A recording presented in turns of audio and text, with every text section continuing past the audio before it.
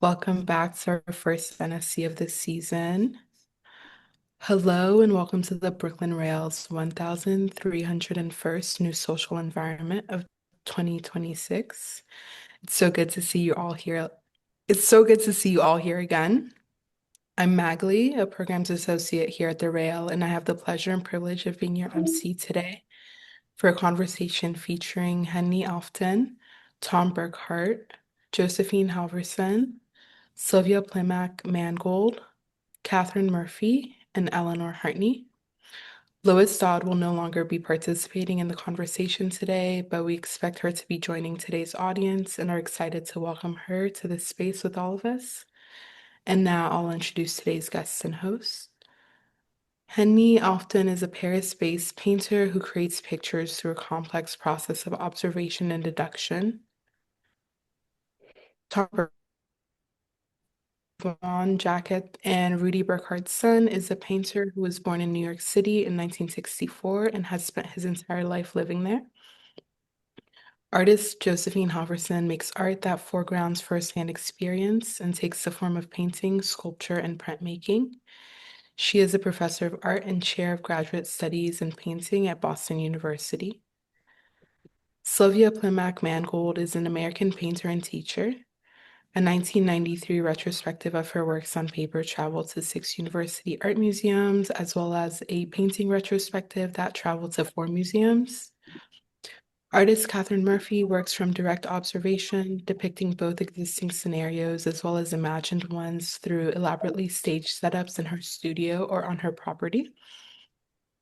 And our host today, Eleanor Heartney, has been writing about art since 1981. We're lucky to have her as an editor-at-large at the Brooklyn Rail.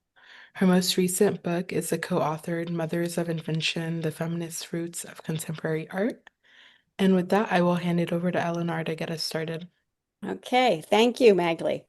And Happy New Year, everybody. Here we go for 2026. So today's NSE is focusing on an exhibition that recently closed at Karma Gallery. It's a fascinating exhibition called The View from the Inside, and it features 7 women artists of different from different generations, all of whom are focusing on kind of objects. They're observational painters, but what they observe is not the traditional subject matter of realism. Instead, they kind of defamiliarize the quotidian domestic world. Often their work involves playful perceptual puzzles. And as per the title of the show, View from the Inside, they talk about the permeability of inside and outside worlds. In their work, as you'll see, there are numerous windows, doors, mirrors, and floors, and focused on in sort of unusual ways, making us rethink in a way this very ordinary world that surrounds us. They aren't really a movement per se, but they are linked by not only by a lot of personal relationships, but also by threads of influence. And that's some of the things that we're going to talk about today. We'll be discussing their work in turn, but I think also talking about these interconnections and the threads that fall through.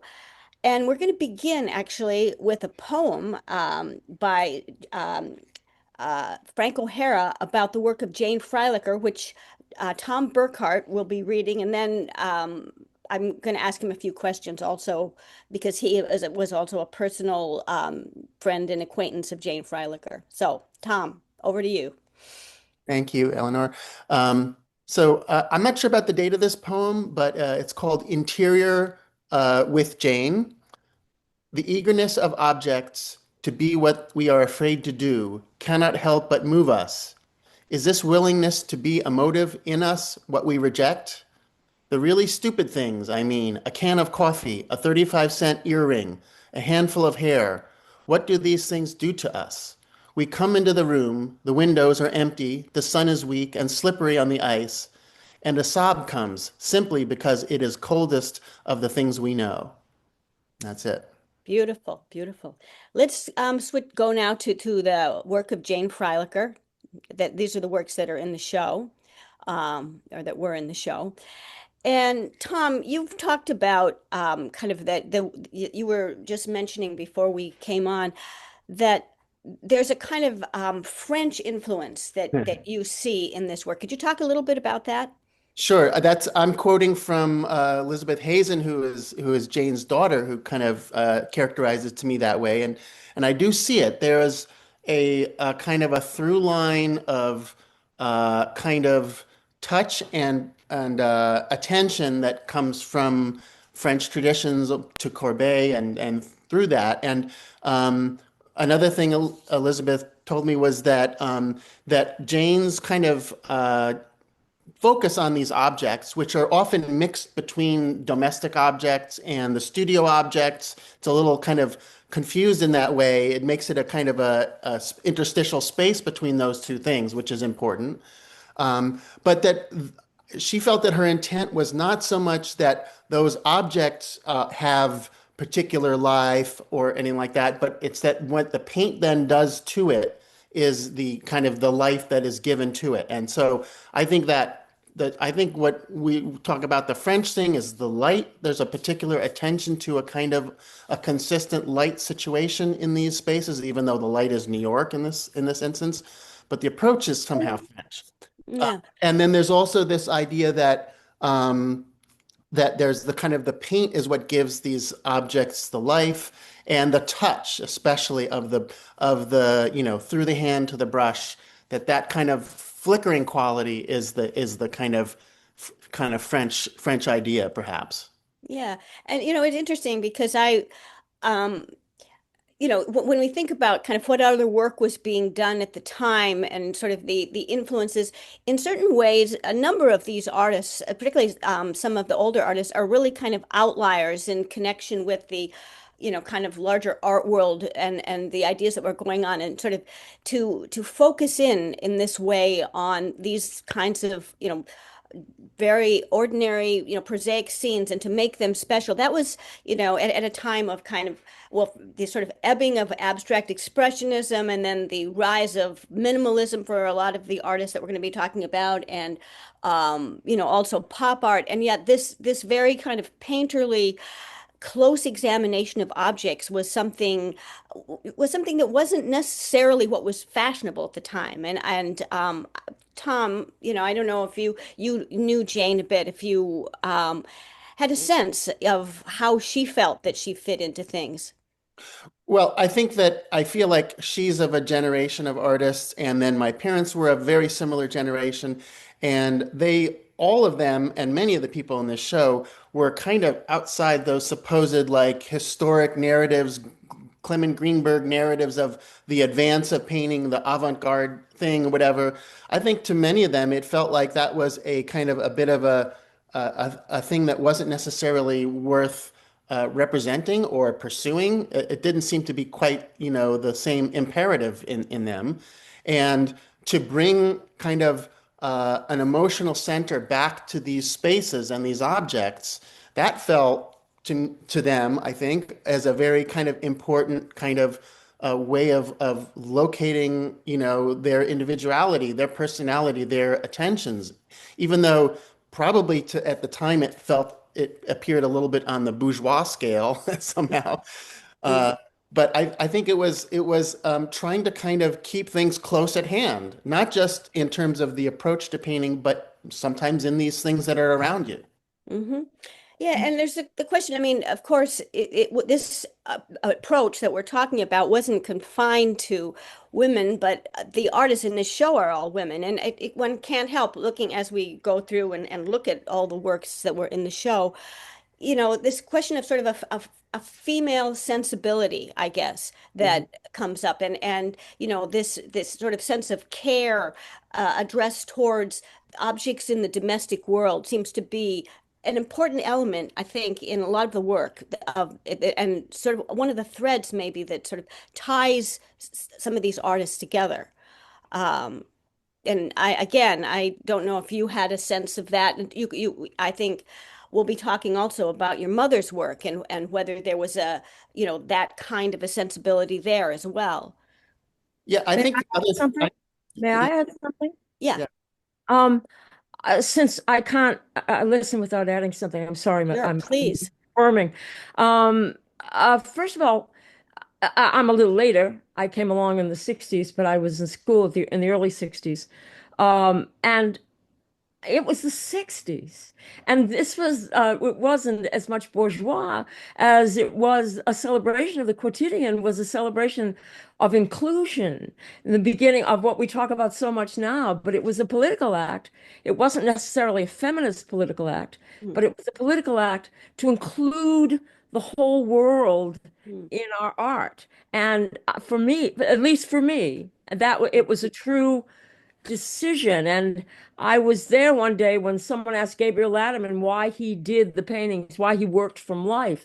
And he said, because my mother likes it. And it was a joke, but it wasn't a joke. And it was, it was, I don't know if anybody else wants to add anything to this, but it was, for me, it was to embrace something. It wasn't to embrace something that had been neglected, as because there's Sheila and Fairfield Porter and a whole bunch of people who were even earlier than us. So not that it was being not considered as much as it was, for me, a true celebration of inclusion. interesting. Yeah. And Sylvia, maybe, I mean, we're kind of jumping around and we will get to I'm sorry, your I work. did. No, no, I this is no, I think okay. this is interesting to have this dialogue. And so Sylvia, I'm wondering if, your sense, echoes that what Catherine's talking about here. Yeah, but I was trying to learn how to paint. Yes, me too. But Kathy and Jane, they're very good at putting things in space. And I always had a problem with locating scale and relationships in space.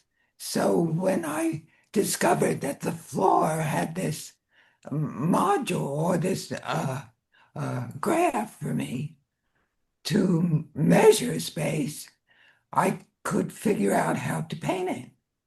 Maybe can we switch, maybe we're gonna get rid of the order that we'd come up with here. Magley, can we quick go to some of Sylvia's paintings? Let's jump ahead to that. Yeah, let's see if we can. So yeah, because I think that's really interesting You what know, you're, if you you're went saying. to the floor painting, well, there was the chair painting. The chair was on the floor, so I could Yeah. figure out how to paint the chair by looking at the floor. Mhm. And Yeah. then I gradually became so involved in painting the floor and looking at Frank Stella and his paintings. And I just got involved in the abstract quality of the paint. So for me, I was just learning how to paint. Really, I didn't think that much of what I was doing, as Interesting. I didn't feel like I was doing anything different or new. I was figuring how I could do what my goals were, what my ambition was. Mm-hmm. Yeah. And so these were devices that I could use to do it. And did you feel pushback from the art world at large for I was a doing part of it. so? It was a small world. It wasn't a big world.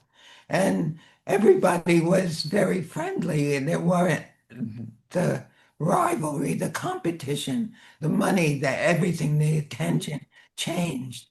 And that changed the art world Yeah. and got bigger. It got so big, but really, like Yvonne and Rudy and Fairfield and Alex and um, uh, the Castelli painters and the pop artists, everybody knew each other and they respected each other and Yeah.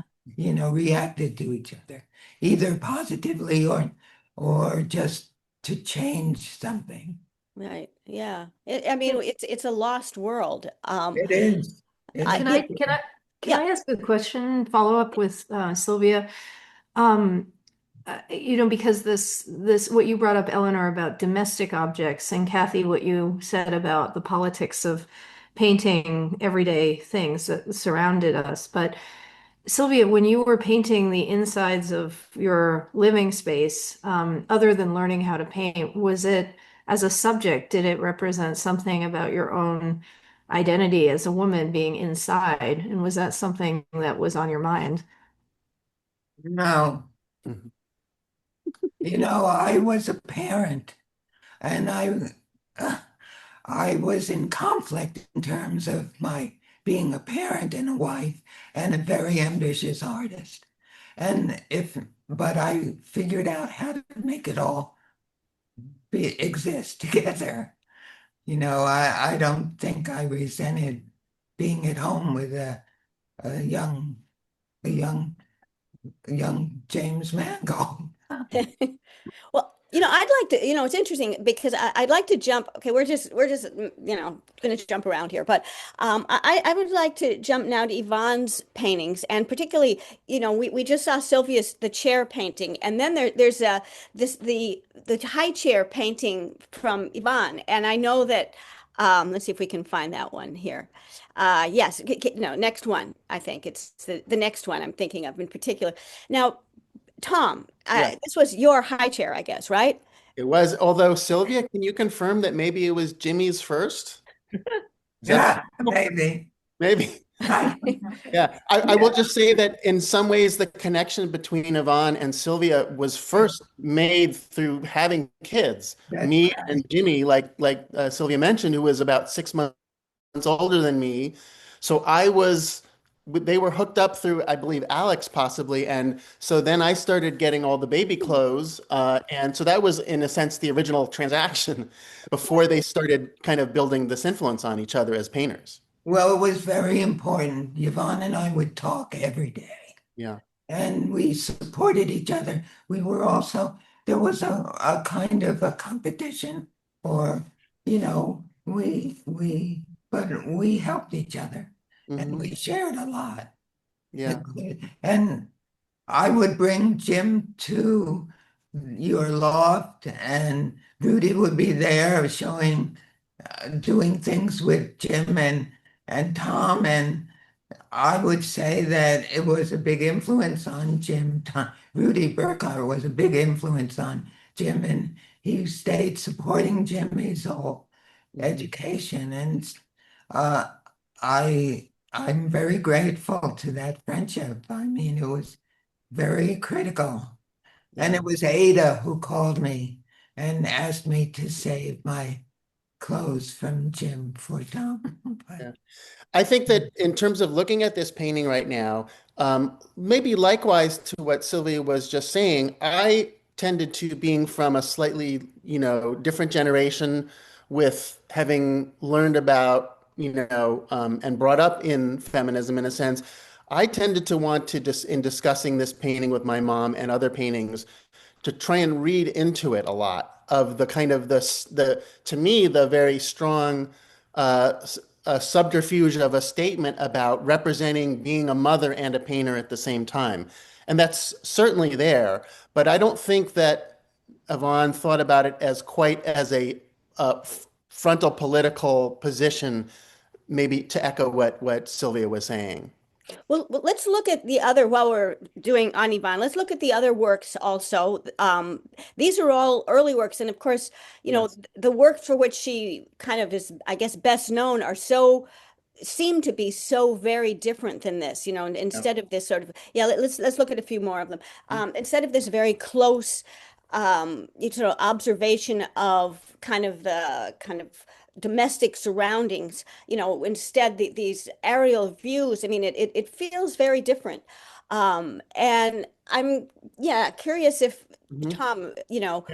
what kind of what you think about that. Is there a connection between the work that kind of is more familiar, or Yes. what was going on I, here? I think there is. I think it's all comes down to point of views, which is that with the exception of some of them, like let's say maybe the cropping of this one, or the view of the high chair, or the view of the door with the ceiling, it's not quite the usual distance of space and horizontal, point of view that gets represented in a lot of interior or still life painting. It's a little more it's a little more cropped and it's a little more unusual and it's up and down. And I would go so far as to say I think that that is the same with Sylvia's work as well.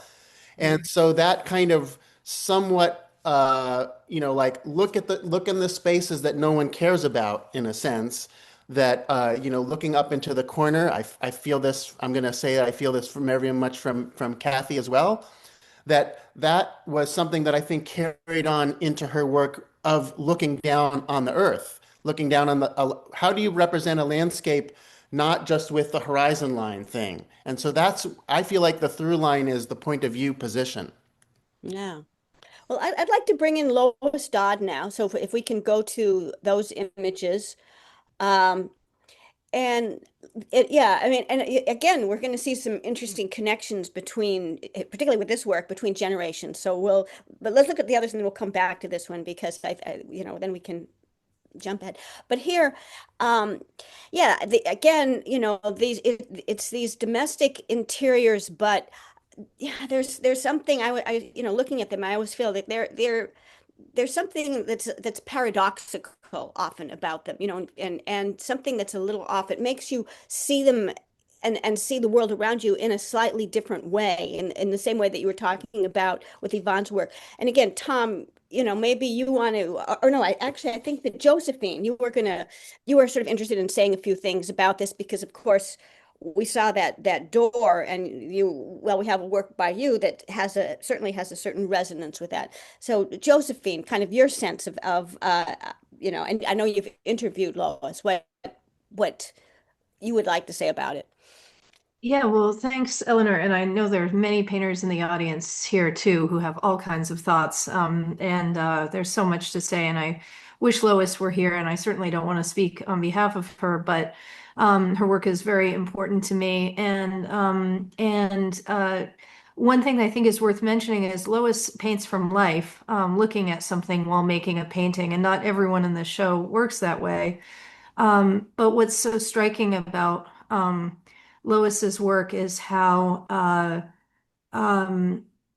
uh, how they don't become to me, they don't become something more than what they are for instance, they're not a sketch to then be replicated into something more finished. They're really time-based.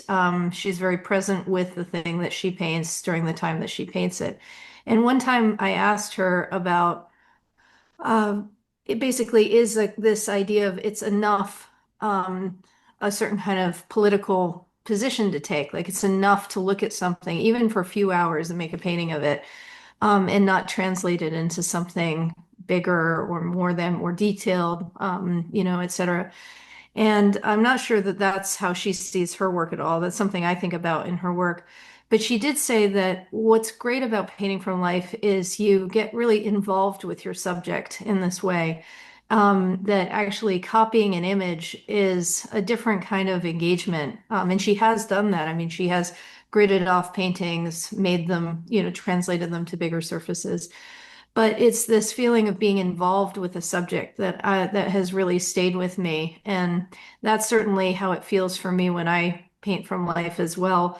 And not to say that that can't happen if you don't paint from life, but I think no matter how brief or how kind of realized a representation of reality is that sense of involvement in an embodied way that really comes through for me in her work. Interesting, yeah. And Kathy, I know you also, I think, had Yes, I some would love thoughts. to. Lois, she was a big influence on my work, and this is how I see this. I feel like Lois's work approached the idea of taking the subject out of the painting. In other words, if you look at these paintings, if put a figure in them in your head, put a figure in them, and then you go, oh yeah, that's a painting. But Lois decided almost always there were no figures in her very few figures in her paintings. And that really changes everything. I mean, if you look at the history of painting, it's how do you make the figure ground work? I mean, essentially, both Sylvia and Lois are saying, "Oh, the ground. How do I make the ground work?" And that's a big difference. I mean, I hope, that's a massive change of viewpoint. And I also love Lois because I mean, and you can see, I love that you hung the show and you put Jane next to Lois because I always felt Jane's paintings are beautiful, luminous. I always admired them. But it was like the difference between being taught technique and being not taught technique. I think there's a little bit of shaker in Lois. It's sort of like a flat-footed Americanness. And that's the other thing I responded to. It was like, oh, this is like American painting. And that was why I felt that way about them. But I learned a lot from Lois, so much so for a while, and I told her so way back in the day. I said, Lois, I have to stop looking at your paintings. I have to stop. And I did for a while because they were haunting me and I had to find my own way. But uh, uh, they're so beautiful. And there's, I also love that I got to show a painting that very much reflects the composition in one of these paintings. You've gone by it a few times, but it was lovely being in a show with her. Wow. Yeah. And before we actually we'll move to your work and maybe take a look in a second at that painting.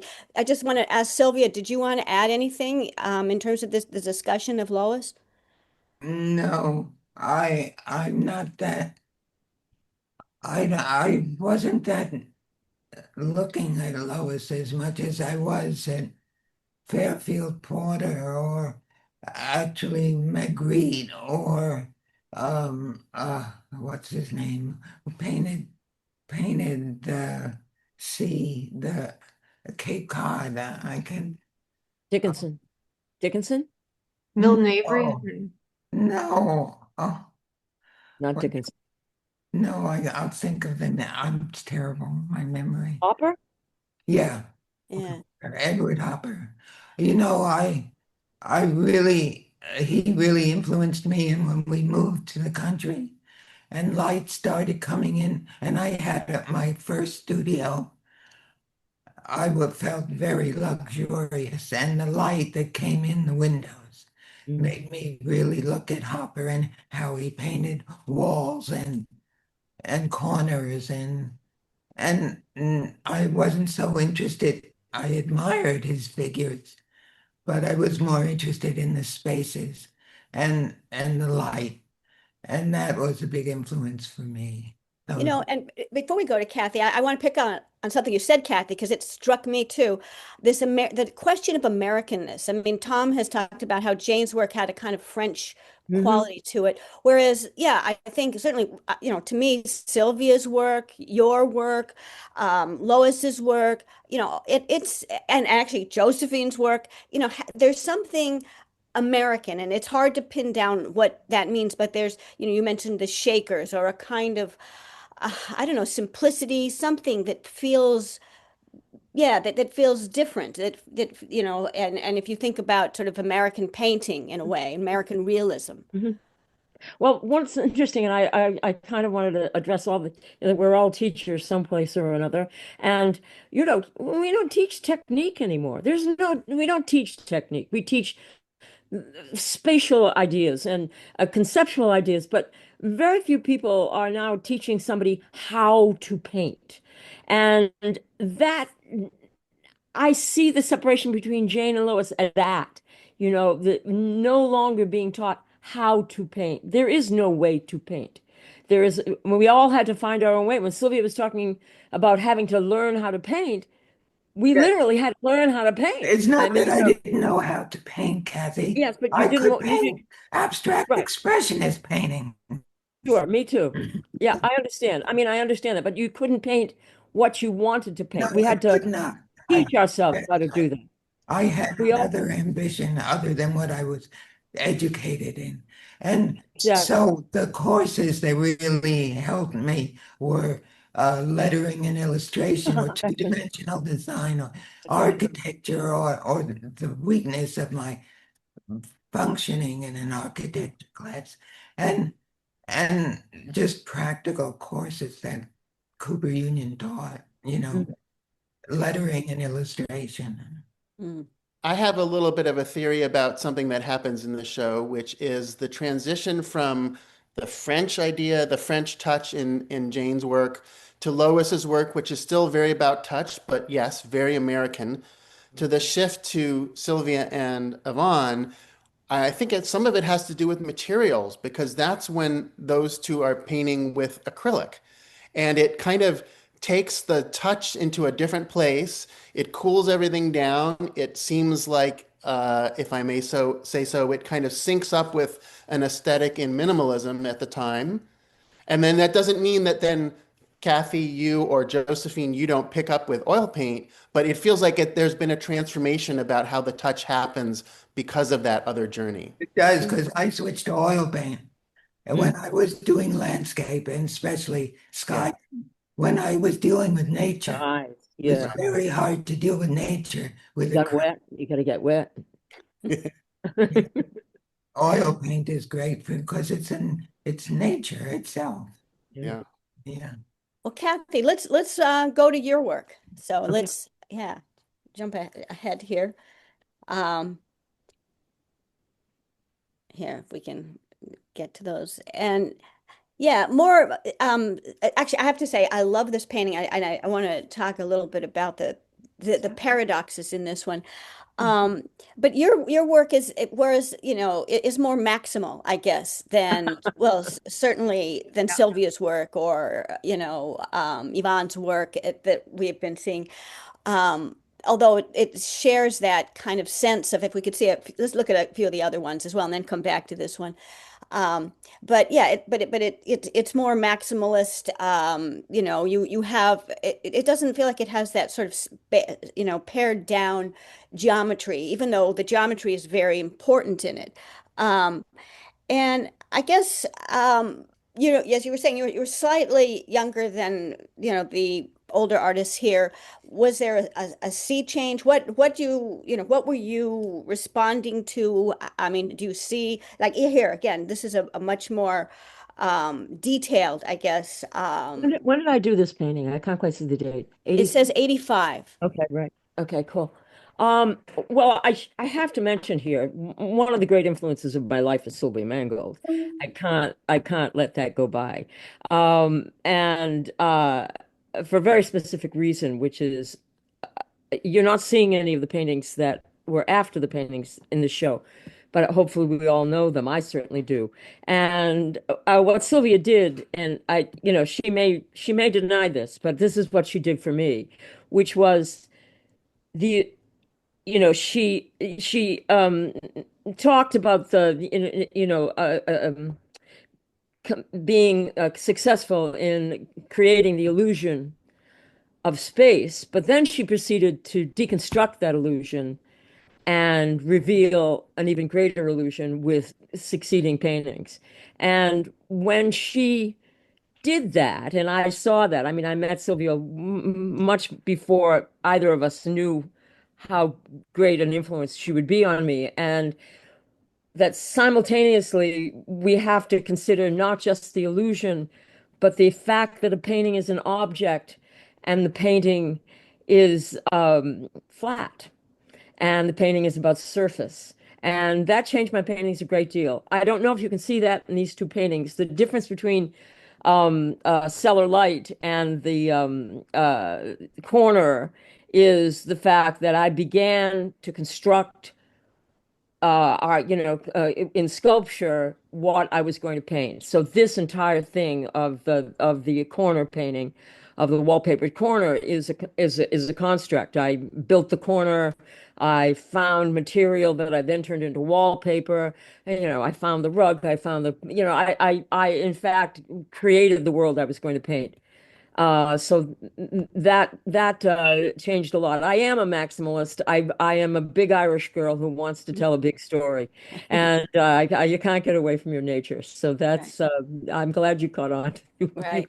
Yeah, but Kathy, the painting I would put next to that painting is Yeah. opposite corners. The one where the mirror is, you see the image in the mirror of the opposite corner. And the Yes, mirror is in absolutely. Absolutely. So, I love that so painting. that's a minimal Yeah, example of what you've done in yeah, that painting. And absolutely. there, Absolutely. You're because everywhere. You're everywhere on it. the paper, it flattens out the corner. Mm, Right. it's Well, true. well, in the yeah, if we can go back to the corner painting, yeah, I mean, and it's it's not there are a lot of mirrors in this show. This is not a mirror per se, but it's sort of a mirror, but it's a kind of weird mirror because you've inverted, Mm. and you have on the one side is sort of, the I guess the more normal, order of the world as we know it. And then the other one, because it's wallpaper, we've got the sky is below the ground. And I mean, I just love the way that you sort of Thank you. played with that. Thank you. Thank Yeah. you. It was very hard. It Yeah. was very hard. But you really it leaves no either you're going to embrace the fact that those have got to everything's got to align, or you might as well not do the painting. So it was just I had a level trying to figure out how I was seeing what I was seeing. It was very hard. But it's very interesting when you look back at your own paintings. They're either good children or bad children. It's a very tough child. Right. Right. Yeah. Well, let's move on to Henny now because this is it's interesting. We've been talking about kind of at least some of these works have this kind of very American quality. And Henny, I feel like yeah, there's something more European about your work. And even though, I mean, it's got, we have windows and we have reflections and some very, again, they're simple, but have this kind of paradoxical quality. Um, I don't know if surrealism is the right reference, but I'm curious about how, having heard all this discussion about Americanism and Americanness, how would you situate your work in terms of place, I guess? I think that's funny because I do realize I've been very influenced by American painters, and I thought it was like exactly because of that matter of factness, that straightforwardness or shaker or whatever that appealed to me about it that I could rarely found in European painters.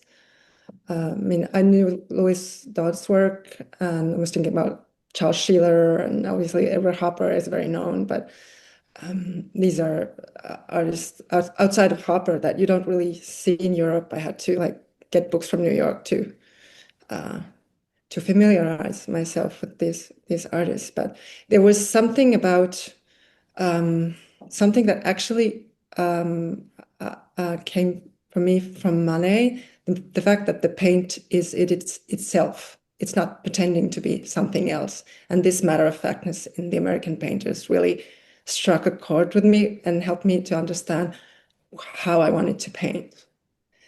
One thing that's different, I guess, about your work and some of the other works in the show is that you don't work from observation, right? You a I, lot of this, or do you? Tell us about no, your what process. not in the sense that I don't have a subject that I try to render in front of my eyes.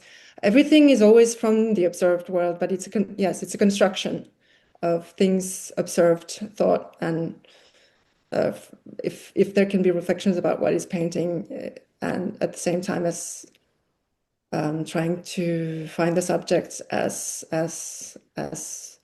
ordinary, as quotidian as possible. But there is a lot of observation behind the work. It's just not. It's not. It's more like how I would remember things rather than or describe them rather than how I would see them in front of my eyes. Because what I do is I make notations which are generally written, and then I start working on a sketch, and the sketch is pretty identical to the painting, and then I use that one as a model for the paintings. But yeah, it's not. I'm not painting or sketching from nature or photos. Mm.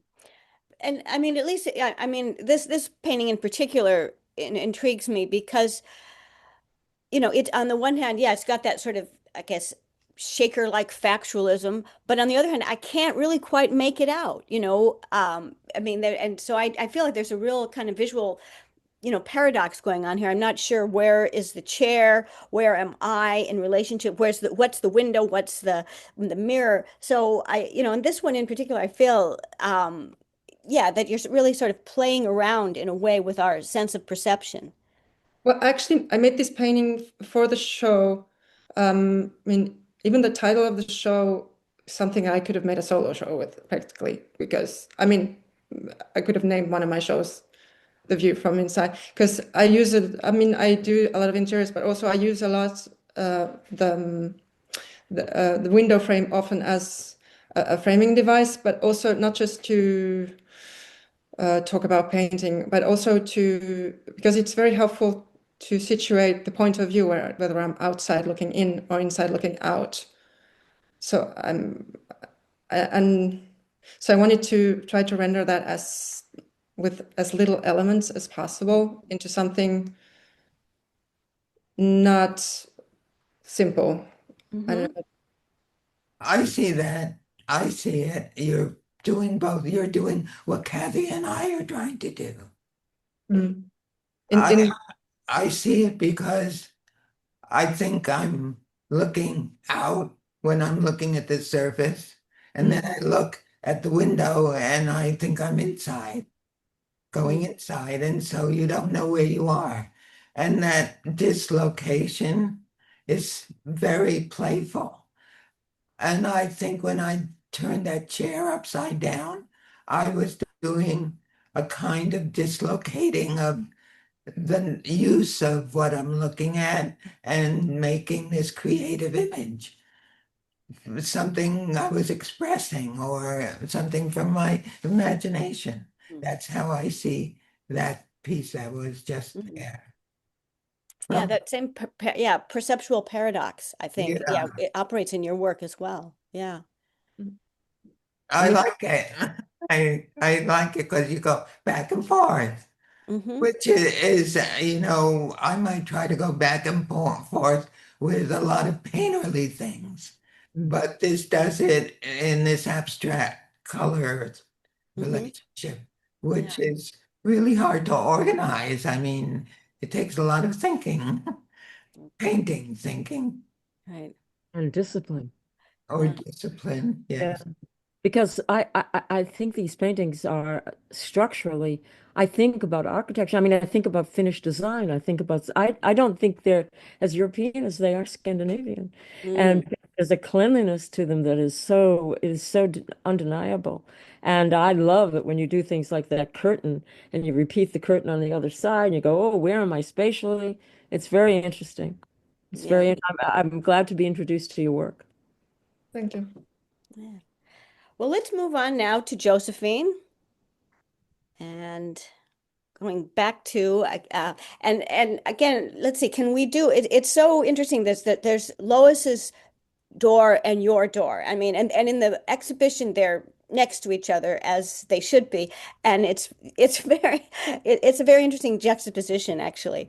Let's see if we can get that somewhere. I think we have a slide. Yeah. Well, yeah, I can't really see Lois's door very well here, but um, yeah, Josephine, you want to talk a little bit about how your work is like and not like, maybe? Sure. I mean, there's a lot to say, but I was very pleased with the fact that I think Phil helped locate that painting for Karma of Lois's door, which was like amazing. And it was the first time I'd seen it. My two paintings of the door are the same door over time, and I suppose I think about my work as more related to time. And so I was also very happy to have these two older paintings reconciled for the show. They've never been seen before. The two door paintings, which are life size. And and I really liked what Henny was saying about outside looking in and inside looking out. And there's something about the premise of the show of like these women painters being trapped inside looking out that was not at all how I see myself. And in fact, Eleanor, you were an editor for a book called After the Reckoning, Women Artists After the Millennium, and my work was included in a chapter called Domestic Disturbances, which really drew attention to the fact that for my generation, like the domestic doesn't even really exist, or at least how it maybe was conceived of for earlier generations, in terms of feminism or women's identities. I mean, also this construct of gender, which has also transformed tremendously, in my lifetime. And I think about like kind of more of a spectrum of gender. So these ideas of like insides and outsides, domestic, not the domestic, gender, womanhood, are quite complicated and complex for how I see them. And for me, my work is really about a kind of in real time encounter with something physical in the physical world in a very embodied way that has to do with touch. And and actually, it was really nice to see Yvonne's painting of Under the Chair, the one of your baby chair, Tom, because I was thinking about Rachel Whiteread's work, her casts of underneath of chairs, which her work is a really big influence on mine too. And the way that negative space or something which kind of touches through casting the physical world is something I think about technically in painting, especially when I was making these oil paintings of the curing time of oil paint taking on a form of something in the physical world. So, and the work in this show, for that reason is quite flat. The work of mine, quite flat. These planes of the doors or the windows, these architectural fragments. My work has since evolved to include more atmosphere and space. I feel like I'm still learning to paint, as Sylvia mentioned earlier. And Sylvia, when I spoke with you once, you talked about foreground, middle ground, and background. And I think this work is when I was still stuck on foreground, and I feel like I maybe have a little bit of background, but I'm not even at middle ground. I feel like it's a long journey. It's very difficult to make a painting anyway, but these are lessons that I'm thinking about in my own work. So the paintings in the show they really are, more sculptural. They have to do with surface, this foreground, and the time of having this kind of embodied encounter with a physical form that is to scale and within arm's reach. It's interesting. I'd like to bring up, and maybe this for everyone, the question about metaphor in a way, because especially when I look at this and I think, okay, the old idea that the painting is a window on the world, and it's just, there's nothing to see, and these. I mean, the thing that sort of I think links the works in the show has to do with this kind of idea of objects in the world, and maybe a kind of, again, facticity, a kind of not, a kind of not being, well, I know that Lois, I was reading an interview in which she said, I don't tell stories. And yet, there, when you bring in objects, you bring in metaphors. So I guess I'm curious, Josephine, maybe you could talk about it, but then if anyone else wants to jump in too, sort of, what about the idea of metaphors? I mean, we read things, even we read things into these paintings. We read time, we read, here, yeah, age. I mean, we read things into them. How's that important to you or not? It's funny. I used to be worried about the literal. I don't know why. Maybe I had teachers who were warning me against that. And then, of course, I got to learn about Kathy's work, Sylvia's work, Ellen Altfest's work, artists who really took description to a whole other level. And it made me totally unafraid, all of a sudden, to be very literal. And by literal, I mean my definition of that, I guess, is something really just highly descriptive. And for me, even though it's not maybe so detailed as some of the other artists I mentioned, but where it starts to feel like the thing and the painting can become the thing. Like when I'm painting it actually feels like I'm painting wood or mold or whatever, the night sky. And it's in that literalness that it can open up onto metaphor. If I stop short of that, for me personally, it doesn't become something else. And so I think that I would answer that question by saying it's a relationship between the literal description and something beyond that. for instance, with these door paintings, I still think of them as portraits of my partner who has fixed the door many times. It keeps breaking down. But they are portraits, and they're portraits of someone I love. But you wouldn't necessarily know that through the subject alone. But I think in person they do take on that quality. And I'm interested in making a painting when it can actually, through its really obvious description of something, transform into something else. At least, if not imagistically, then psychically or spiritually in some way. And What I oh, I'm sorry. go, no, please. I Oh, wanted to ask what the rest of you thought oh, about that. okay. What I always say is painting is a metaphor machine. All paintings are abstract. All paintings tell a story, and I don't think you can. I don't think either, and I'm not talking about Washington crossing the Delaware. I mean, you stand in front of a painting long enough and you care about it enough, you make up what you think it's about, and you make up the metaphor. And we have our own metaphors, but everybody else, I mean, we've all been painting long enough to be amazed by what people say about our paintings and the kind of fantasies they construct about our paintings. And I used to think it was like, oh God. And now I think it's the most wonderful thing in the world that people bother to become involved in this thing that we call painting and make up their own stories. But I think I don't think I think it's a useless thing to be even the Guggenheim Museum is no longer called the Museum of Non-Objective Art. I mean, I think maybe we've gone too far with metaphor in painting at the moment, but I think that it just is what it is. We won't stop. We can't stop. We making up stories about the caves. I mean, we just won't stop. We just won't stop. We have to. We have to do it. I think that's just a human need You're to, right. I do. I do. I think it's you look at the clouds, you see pictures, and I think personally, I mean, I don't think of I don't insert narration into the works, but by the framing, there's often absent parts, and I think of it like giving a trigger to make the viewer look instead of just see, like activate something. That's right. I think that's right. I yeah. think if you set the things in there in the right relationship so that it's open-ended, so that there can be multiple readings depending on who you are, where you're coming from.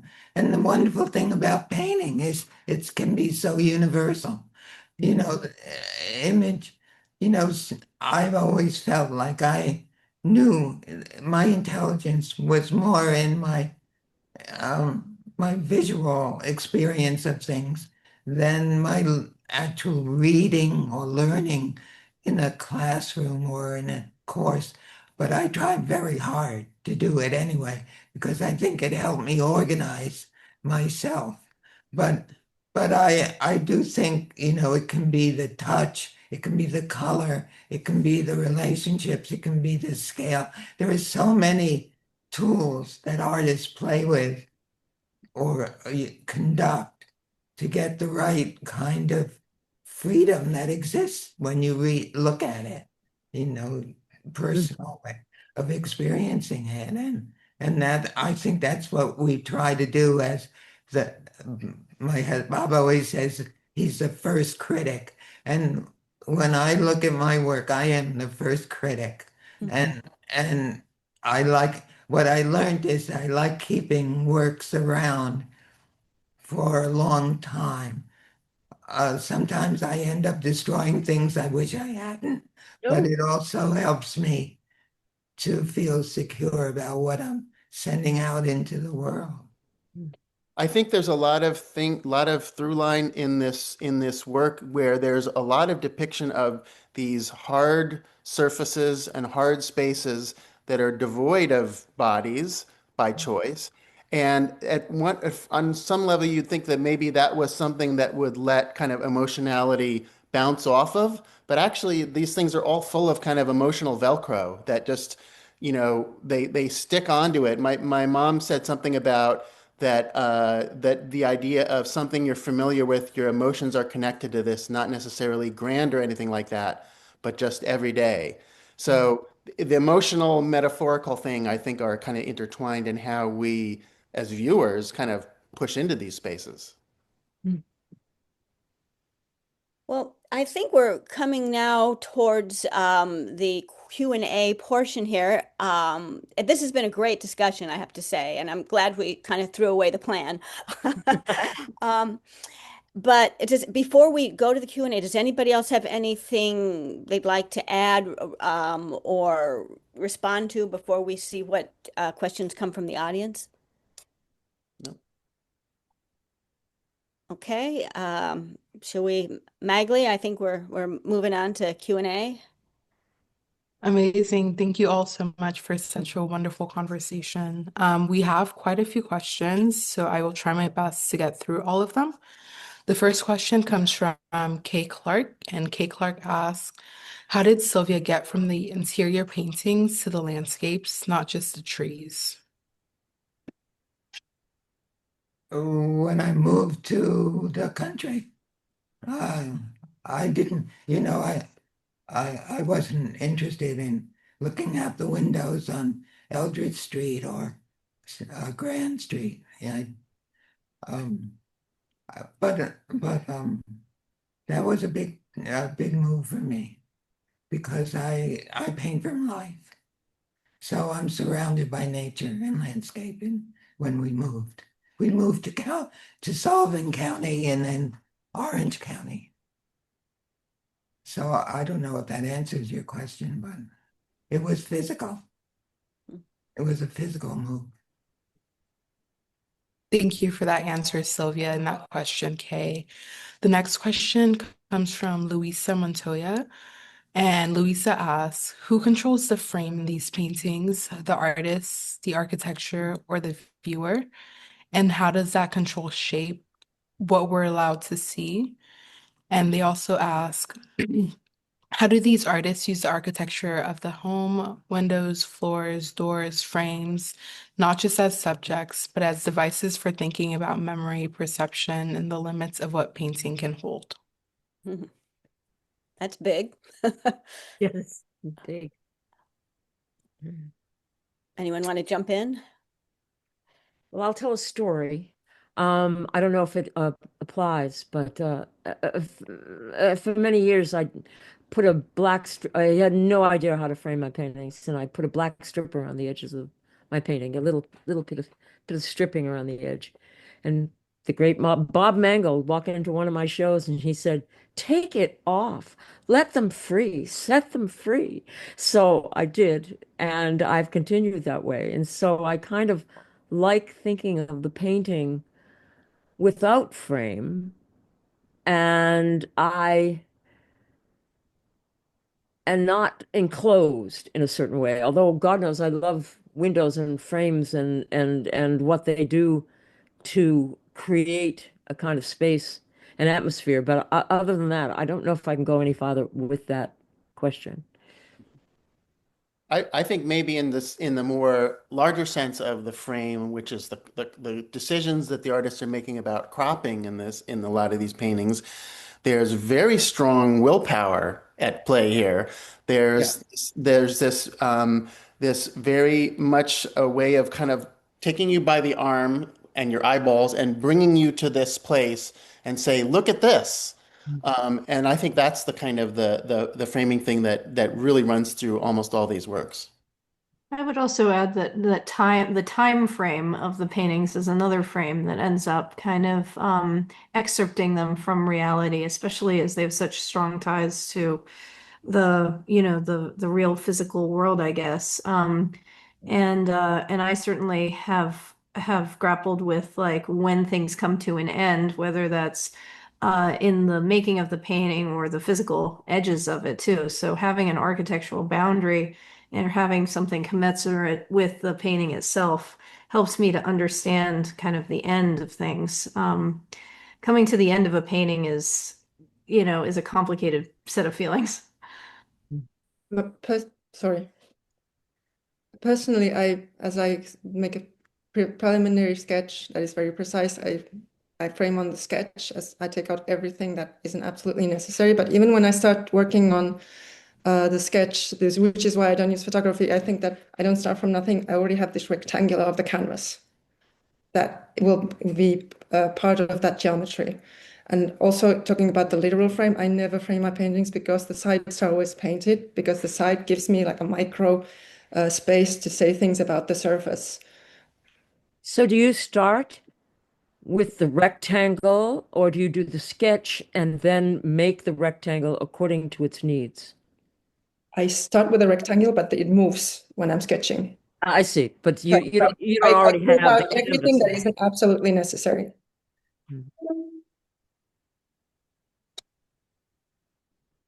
Thank you all for those answers. The next questions comes from Vera Iliatova. And Vera says, first, I wanted to express how grateful I am to witness this exhibition and to now be able to listen to my painting heroes speak about painting from a deeply philosophical place. My question is about the term realism that was mentioned at some point, in which I don't really associate with the works in the show. I guess I define the works more as a condescension of reality. It is not fiction either. Catherine Murphy always taught me to stay in the moment of the present, but I never got a sense that realism as a term was what she was talking about. I would love to hear this question of the term addressed. Well, Vera's was my student once a long time ago, and is a wonderful painter herself. And I never use the word realist about myself. I don't even know what it means. I'm a representational painter. I don't even know all of the nomenclature is, insufficient. But the thing I love about it, and the thing that that I say all the time is, look at all of us. None of us, all of us are painting from life, and none of us perceive the same reality. So there's certainly no absolute, that's for sure. And so I think it's a bad term. It's a it's just I don't even know. My God, I don't know what realism means anymore. We're not at this time, that's for sure. I can jump in too and just say, as an aside, Vera is one of my painting heroes, so it's nice to see you here. I mean, I think painting in its relationship to realism was in the 20th century so deeply tied to photography, and I think like I would respond by saying that as photography has changed, so has realism, and I think we know that through culture, like post-fact, post-truth, the news, media, what can we even trust as the real? And I think in thinking about realism in that way, it makes me see paintings as kind of truer, realer than maybe we once thought of them as. And so I used to, like you, Kathy, I used to be kind of uncomfortable with the term realism. I think because it was always positioning painting in relation to somehow some authority of photography or the photographic image. But now I see it's almost inverted in some way, and I still don't know how I feel about realism as some kind of ism or movement or something, which I don't identify with, but I think that these questions of reality are somehow really addressed in many of our paintings in the show and in general, in a way that's needed perhaps at this time when it's really hard to tell what is real and what isn't.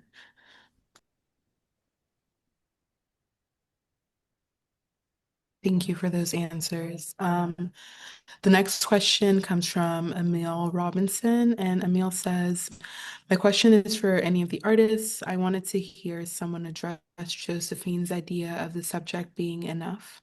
How does working from life, being present with the subject, build substance in a painting? Expand on this position, please, and thank you.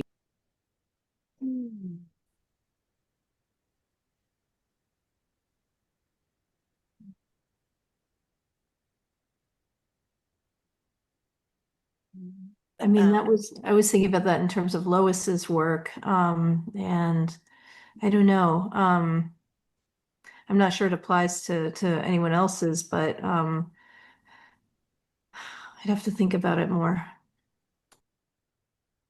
I don't know what building substance means. Either it builds that would be a personal response. I don't think it's a universal response. I think that if if working from observation or even building a kind of image is what satisfies your needs, then it builds substance. And if it doesn't, it doesn't. I don't think it does either ethically or philosophically. But perhaps I don't understand the question. Yeah, I don't know. I think one thing I think about in terms of the way this show represents a kind of an arc of a relay race in sense of handing off ideas between generations is that it comes out of this moment of this assumption of heroicism in painting, perhaps.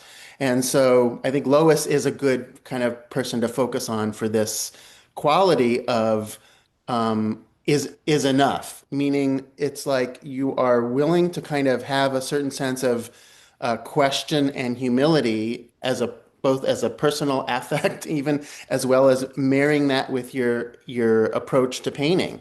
So that's how I think about the question a little bit. I also think about it in terms of being alive, like just being alive and looking at something, even if it's very brief or very sustained.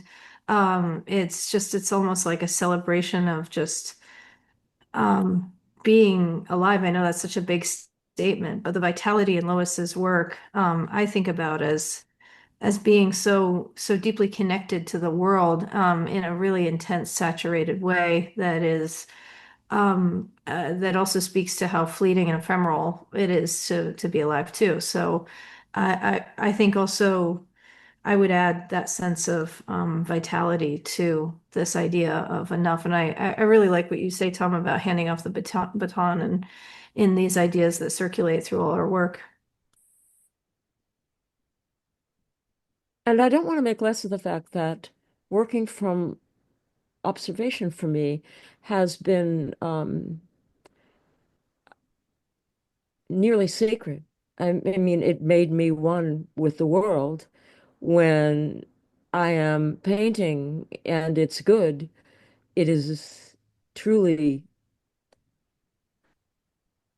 mind blowing, to use a term from the 60s, and life changing. But it isn't for everybody, and I would never prescribe it. It is only for me. So, and I dare say many people who I'm looking at right now. So,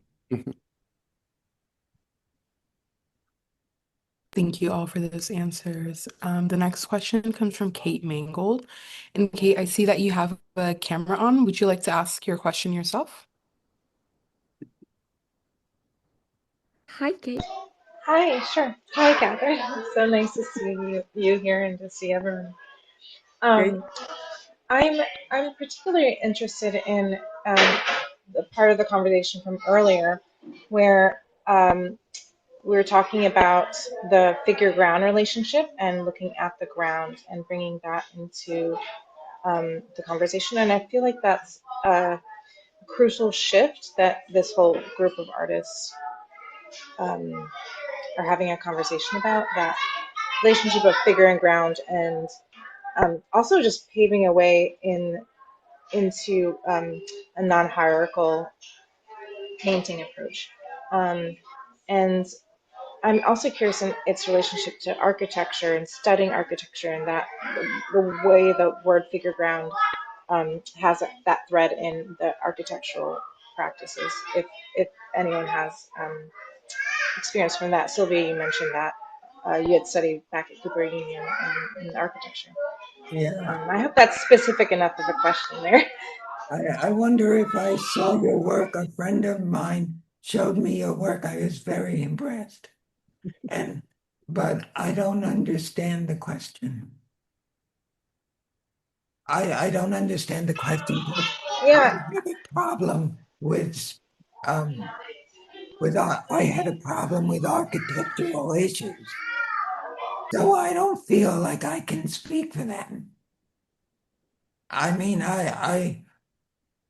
maybe I think it's partly my vision. I think it's something physical in my vision where I can't really go back in space gradually. I can see close up and I could see distance, but I can't make that transition in my work. So I seek devices to help me make that division. And those devices have given me an original direction, for my work. So my weakness became a very useful thing of research, I would say. But I don't feel justified to speak about architecture or architectural space at all. I feel space very, very well. I mean, I love being in open space, and I grew up in the city, and I always wanted to be a farmer, and I live on a farm. I'm very happy to be living in open space. I really, I can't tell you how it makes me feel, but I always wanted to be where I am. I think it might have something to do with, again, the point of view idea, which is that by tipping your view up and down, for instance, in some of the paintings that people have, or the very frontality of Josephine's work per se, that what a lot of these artists are doing is kind of making a halfway schematic space, let's say, rather than the inhabitable space that we're normally used to with a very horizontal perspective and moving into it. A lot of these spaces are kind of, tipped up and schematic and almost like isometric imagery that kind of relates to the way space is often represented schematically in architecture. That's my best stab at it. And that's going back to that idea of the relay, thinking about Jane Freilicker's work, which kind of starts with this very deep space and then has something in the foreground and kind of handing it off to your mom, Tom. It's like there is, there's in the show, there's such an interesting range of space, shallowness, proximity, distance, in the ways that we think about that through the work in the show. I asked to say, I mean, I didn't want to speak because I feel like you've probably heard all my crap already, but I've always thought that there is no figure, there is no ground. And I feel like in my paintings, I need to find the place where there is no figure, there is no ground, there just is. And in fact, I always said to the students that, if you're bored, take it out. I mean, if you can't deal with it, if you don't want to deal with it, don't deal with it. I mean, like Sylvia, she had trouble drilling with something, and so she made this fabulous world just by let's not do that. And so, but really, if you look at my paintings, really, what I'm thinking is that's not an argument I want to have. I mean, I want them to be equal. I want them to be of equal weight. But I don't know if that answers your question. What I'm thinking about is that Bob Mangold just had a beautiful show where two of the most wonderful pieces. Was his relationship to one was a very strong relationship to the floor, and all the pieces were connected to the floor, and the other piece was all the pieces were connected to the ceiling. And one thing we can't forget about painting is it is about defying gravity at all times. And so that bottom thing that's pulling itself to the ground is something we have to deal with. I mean, it's this, there's always gravity and it's always the floor. And so in our cases, but other than that, I paint a lot of architecture though, but I don't, but I think what Tom said about framing is what we're all doing. Framing is what the whole human race is doing now. At one point, it was just painters who framed, but literally everybody with a phone is doing nothing but framing, framing, framing, framing. I do not know what it's going to do to our perception, but I think it is profound. Mhm.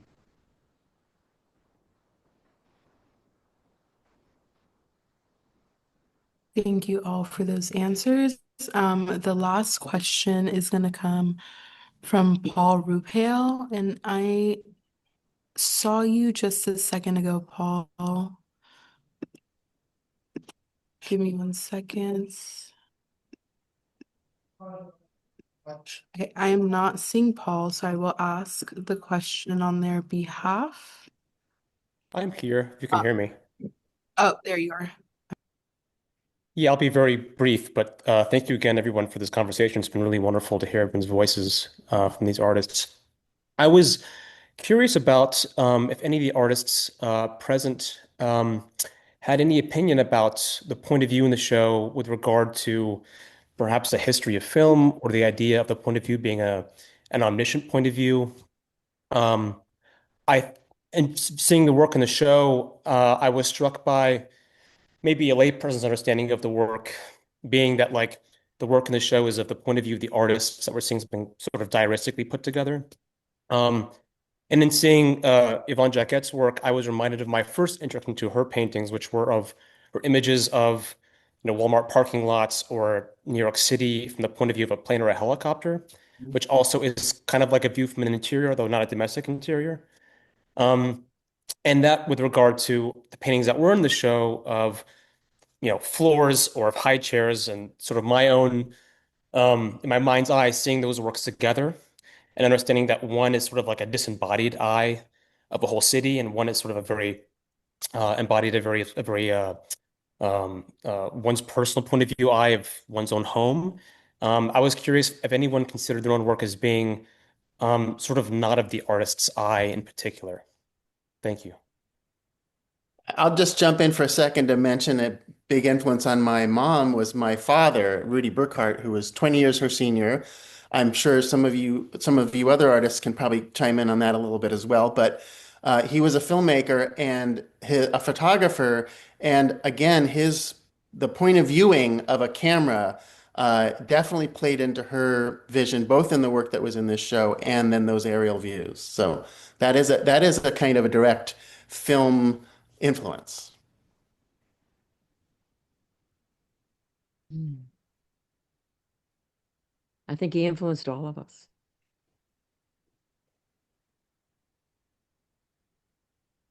Mm. I do consider the subjective camera point of view often because it's part of how we've learned to interpret what we see. Because I often think like, what are the clues, so to speak, that I'm leaving on the canvas? That how you would read this, whatever I'm proposing. So I do consider, and because there's a lot of out of field in what I do. I think the language of photography is in all of it is there and it has changed how we see and how we think.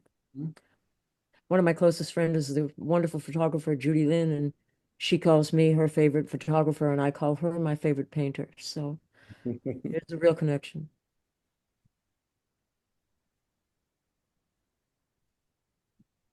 Thank you all for those answers. That concludes our Q&A. Thank you everyone who submitted a question. We're going to close out with a poem by Josephine. I will give you a chance to introduce the poem. Great. Thanks, Magali, and everyone. And this is not a poem by me. This is a poem by Ada Limon, and it's called In the End, Everything Gives. What is above us? The bleary algorithm of patterns, leaves, towering history of law and lore. Outside the gates, the chaotic hush of flesh and bone, a kind of clamoring, cannon fire, or a brass band, a choir of tree limbs asking, what have we made? Who holds you? Where resides our genius, our courageousness of action? Name the glory, rename the glory, pin it down in a book of legacies, ink and stone. There is a word that returns to me, realm. Someone on a train shrugs cartoonish. What gives? And the answer, everything. Everything gives way, the shorelines, the house decaying and becoming shrub and moss and haunt, the body that gives and gives until it cannot give any more. When sleepless as a child, my mother would draw my face, not with charcoal or oil paints, but with her fingers, simply circling my features. Here are your eyes. Here are your eyebrows, your nose, your mouth, your chin, and your whole face, round and round. This is you. This was when I understood boundaries, that she could see my shapes, and I was made of circles, and she was made of circles, all of us modest etchings. In the landscape, a fingernail dug into the side of a tree, little winces, let me count the ways, let me count the days, all the circles of us, end eventually. The light is its own story. When there is a hole in a roof, what is the roof? The roof or the sky itself? Maybe that's the real story, neither one belonging to each other. There is a word that returns again, realm. I sat by a train window and traced my palm when I missed my mother. I was giving myself a circle. This is your palm, a circle which is also nature, a strangeness that is you. What is grandeur? Who is keeping score? I believe in the circle, in light that surprises me, when I can believe nothing. The palm reaching out is a gesture, a boundary, a circle one could slip through, or something you could hold, and in turn, it could hold you back.